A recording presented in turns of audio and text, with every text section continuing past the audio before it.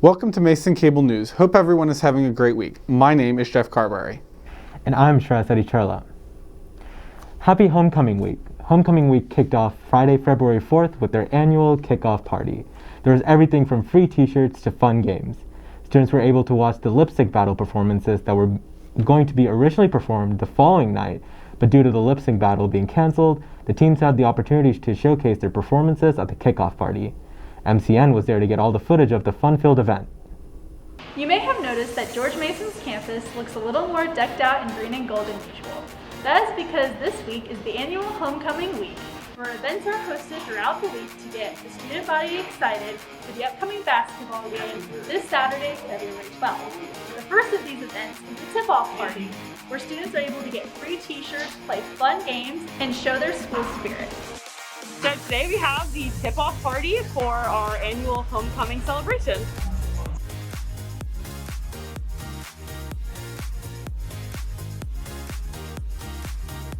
It lasts until next Saturday, which is the homecoming game, and so we'll have a tailgate that day, and then afterwards everyone's gonna rush into Eagle Bank for the homecoming game.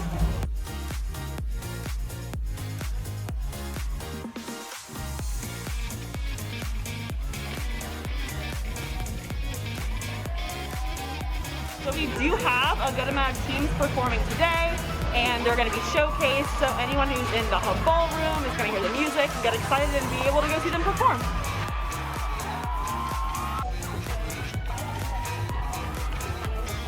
A whole lot of fun. We spent the last 2 weeks prepping, and I really enjoyed that. Late nights, getting down the routine, and finally being on stage, all so rewarding, hearing the cheers. I thought it was great. It was a really great bonding experience with the sisters in my sorority and the brothers. Tip-off party, it's just so exciting. Everyone, it kicks off homecoming, gets everyone excited. It's the first time they can get their homecoming t-shirt. We have food, games. It's just a fun vibe, and I love it. Now let's bring it back to Jeff and Shreyas in the studio. Paint the City took place on Saturday and Sunday. All teams were assigned a business to paint the window of in downtown Fairfax. Tuesday, PAC hosted SI to Go truck outside of Northern Neck.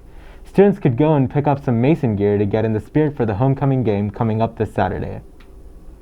If you have been to the Johnson Center this week, you may have noticed banners hang up around the main floor. This year's homecoming teams painted the banners for one of the many fun competitions and activities taking place this week. Yesterday was the day of service where a blood drive was hosted for the students to stop by and donate blood. Our general manager, Olivia Whitehouse, attended the event and learned more about the importance of donating blood. Today I am standing in the hub, and right up the stairs in the hub ballroom is where Mason's Day of Service blood drive was held. I got the opportunity to speak to some volunteers working the event and got more insight on what goes into preparing for this event and what an impact donating a pint of blood can truly make. Today there is the blood drive, which is going on from noon to 5. We have almost 60 people signed up. And we also have a food truck donation going on where you can donate food, and that's from now all the way until 6 p.m. So this is my first year on the Patriot Activities Council who puts on this event. And I work for Nova, but this is like my second or third year. There's a lot of planning and organization on our end, as well as George Mason securing the room and all of that, and then heavy promotions, and then it just takes people coming out to donate, and one donation can save up to 3 lives, so super important, super easy. We have had a lot of people come out. This is also part of our team comp. A lot of teams that have signed up for homecoming have come out, even walk-ins wanting to donate blood, wanting to give food, so it's a really good turnout. Be sure to follow our Instagram at GMU_PAC, and you can find all of our upcoming events for homecoming on Mason 360. Now back to you in the studio. The Science Policy Network will be discussing the film Don't Look Up from a science policy perspective. If you are interested in science policy, it is highly recommended you attend this event. You can attend this event even if you are just curious what science policy is. The event takes place online tomorrow, Friday, February 11th at 7 p.m. For more information, log on to Mason 360. Last week, the Washington football team released the long-awaited name for their new name of the team. The new name will be the Washington Commanders. Our correspondent Julian Lee asked Mason students their opinion of the new name. Hi, you're watching the Mason Cable Network. My name is Julian, and today we're here on the street asking people what they think about this football team's name change. The Washington football team has recently changed their name to the Commanders. We don't talk about the old name. We all know it. It's the burgundy and gold team. We all know it. It's pointless now. So we're going to ask people on campus what they think about that.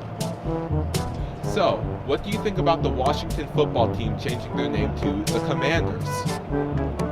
This is the first time I've ever heard of that, because I don't listen to football. Oh, so did you just say you don't listen to football? Whatever you do with football. Yeah, you definitely listen to it. I listen to football all the time. My favorite track. I love it when they dropped the big game last week. You heard that track yet? Definitely. It was #1 on Spotify. Oh, yeah. Just the fact that you're here on George Mason's campus. Thank you for your service, Spider-Man. I honestly, I personally don't like the name Commanders. I'd rather have a different name like Wolves or something like that. I think Wolves is a pretty cool name. I like Wolves. Commanders kind of, it's unique, but we could do better than the name for sure. I think with how the political area is today, yeah, I think it's a cool name. And honestly, Commanders, once they get their mascot, I think people would accept it. Now, George Mason on the football team, what would we name ourselves? We name ourselves. You can't do the page because I mean, the basketball team already got that. Yeah, they already got that. Mason Patriots. Man, the basketball team already got that. We can have the same name. It's the same school. I know, but that's like they already did that before. We gotta be different. We can have 2 S's behind Patriots this time. Hey, there we go. We can make them Z's. That's what, always Z's behind that too. Whatever works. Now I have a few questions. Spider-Man, what on earth are you doing here? Studying? Like, I don't know. Last time I checked, you're like from New York. Like, you're a little far. You're a little far from home. Like, what are you doing? The vendors don't pay the bills, man. You here for George Mason's homecoming? You're keep making these puns, I'm gonna have to swing away. And that's it. We got a lot of different interesting perspectives today, and I'm pretty content with what we got. Did you know that Joe Biden's dog's name is Commander, and then we have a football team called the Commanders? I mean, my dog's name is Nathan, but you don't see a team name called the Nathans. So while I patent that, I'm gonna throw it back to you guys in the studio. Bye. On Tuesday morning, the Academy released their list of Oscar nominations for 2021. The nominees for Best Picture are Belfast, Coda, Don't Look Up, Drive My Car, Dune, King Richard, Licorice Pizza, Nightmare Alley, The Power of the Dog, and West Side Story. The nominees for Best Actor are Javier Bardem for Being the Ricardos, Benedict Cumberbatch for Power of the Dog, Andrew Garfield for Tick, Tick, Boom, Will Smith for King Richard, and Denzel Washington for Tragedy of Macbeth. The nominees for Best Actress include Jessica Chastain for The Eyes of Tammy Faye, Olivia Colman for The Lost Daughter, Penelope Cruz for Parallel Mothers, Nicole Kidman for Being the Ricardos, and Kristen Stewart for Spencer. The Best Supporting Actor, the nominees are Kieran Hins for Belfast, Troy Koster for Coda, Jesse Plemons and Cody Smith-McPhee, both for Power of the Dog, and J.K. Simmons for being the Ricardos. The Best Supporting Actress nominees include Jessie Buckley for The Lost Daughter, Ariana DeBose for West Side Story, Judi Dench for Belfast, Kirsten Dunst for The Power of the Dog, and Anjanae Ellis for King Richard. The nominees for Best Director include Kenneth Branagh of Belfast, Ryusuke Hamagachi from Drive My Car, Paul Thomas Anderson from Licorice Pizza, Jane Campion of Power of the Dog, and Steven Spielberg from West Side Story. This is Spielberg's 12th nomination for Best Director. Jane Campion is the first woman to be nominated for Best Director multiple times, having been the nominee for her 1993 film The Piano. Additionally, the Danish film Flea received a nomination for Best Foreign Film, Best Animated Film, and Best Documentary. The Power of the Dog received the most nominations with 12 nods, followed by Dune with 10 nominations. The studio that received the most nominations was Netflix with 27 nominations, followed by Disney, including 20th Century Fox, Searchlight, and Hulu with 23 each, and Warner Brothers with 16 nominations. The ceremony takes place on Sunday, March 27th on ABC. It will be in person this year. Ryan will now give you the weekly weather report and give you an insight on what to expect this coming week.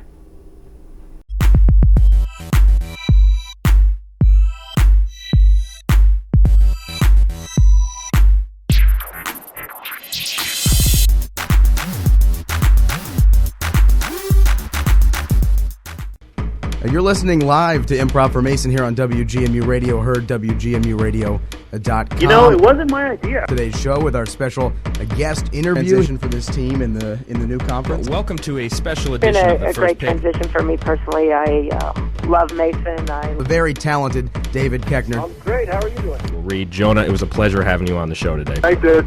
I'm Ben Simpson. On the phone today, we have Drew McGarry, successful author, writer. You're listening to WGMU Radio on WGMUradio.com.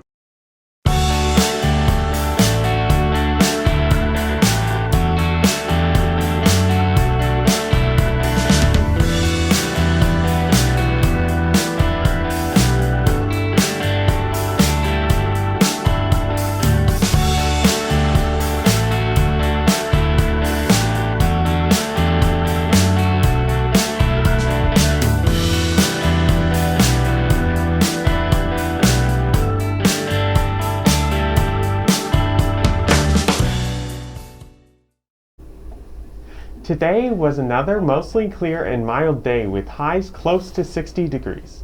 Tomorrow will also be mostly sunny with a slightly warmer weather with a high of 62 degrees. For homecoming on Saturday, it will also be warm but with more clouds, and the high will be 60 degrees.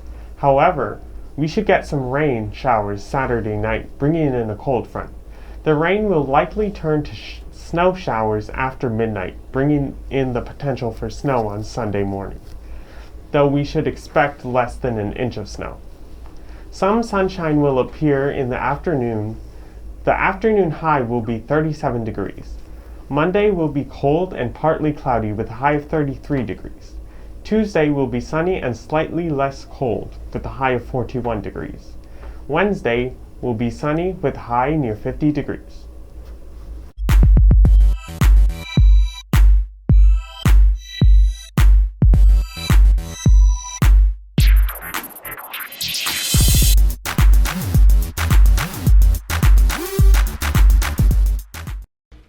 You're listening live to Improv for Mason here on WGMU Radio, heard WGMUradio.com. You know, it wasn't my idea. Today's show with our special guest interview for this team in the new conference. Welcome to a special It's been edition of the a First great Pick. transition for me personally. I love Mason. The very talented David Keckner. I'm great. How are you doing? Reed, Jonah, it was a pleasure having you on the show today. Thanks, dude. I'm Ben Simpson. On the phone today, we have Drew McGarry, successful author, writer. You're listening to WGMU Radio on WGMUradio.com.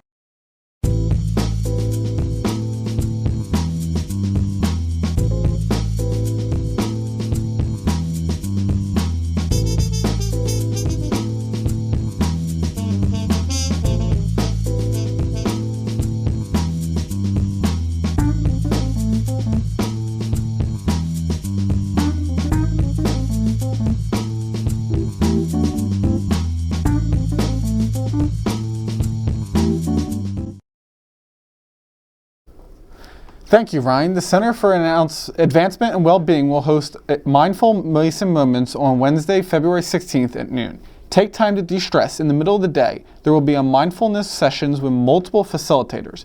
Come for mindfulness meditation practice where no experience is needed. The event takes place through Zoom. Sign up on Mason 360. This Sunday is the Super Bowl. The Cincinnati Bengals and the Los Angeles Rams duke it out to see who wins the 56th Super Bowl. The Super Bowl will take place at SoFi Stadium in Inglewood, California, outside of Los Angeles, and the home stadium of the Rams and the LA Chargers. This is the second year in a row and the second time ever that a team has played in the Super Bowl at their home stadium, where the Tampa Bay Buccaneers won their last year's Super Bowl at their home stadium. The Rams aim to win their second Super Bowl title, but their first as a Los Angeles team, having won back in 2000 when they were in St. Louis. The Rams have also appeared in the 2019 Super Bowl, but lost to the New England Patriots. The Bengals hope to win their first Super Bowl. This is the first Super Bowl the Bengals have appeared in 33 years, and their third appearance. This year's Super Bowl is the first year where both teams were not in the top three in their conference. What are your plans in the Super Bowl, and who are you rooting for, Jeff? Well, personally, I know we probably have the same plans. Living across from each other in the same dorm, we'll be able to watch it together, be able to watch it on Sunday night. Personally, I'm rooting for Cincinnati and the Bengals there. So as a fan of the Philadelphia Eagles, I believe that the best is to root for the underdog team, and I believe that if the Eagles can win, so can the Bengals when it comes down to it. See, I have been a Rams fan forever, but seeing the Bengals as an underdog coming to the final against all odds, awesome. I'm also very much looking forward to the halftime show, which has Eminem, Dr. Dre, Snoop Dogg, Kendrick Lamar, and Mary J. Blige, and very excited to see that happen as well. Yes, it'll be a fun evening for everyone. Thank you for tuning in, Patriots. You can keep up to date with news on and off campus if you follow us on Instagram at MCN, on TV, Twitter, and Facebook at Mason Cable Network, and subscribe to our YouTube channel. I'm Jeff Carberry. And I'm Shreyas Adicherla. Happy homecoming and have a great weekend, Patriots.